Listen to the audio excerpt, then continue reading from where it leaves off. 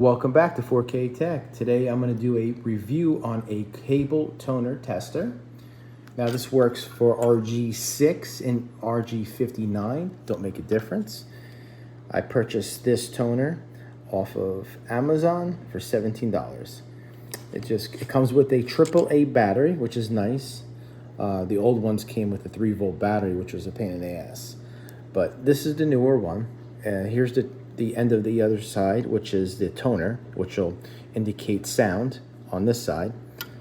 And then on this, you'll have a light that will indicate the short circuit LED light. That'll light up.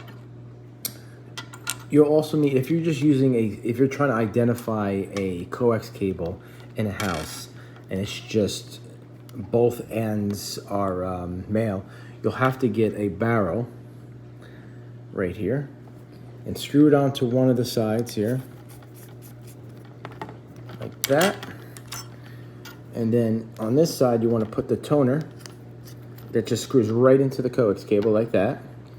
The other end like this. Your short circuit LED light will indicate and light up, and you'll also get sound out of the other end here. I hope this was helpful. Please like, subscribe, and turn on the notifications.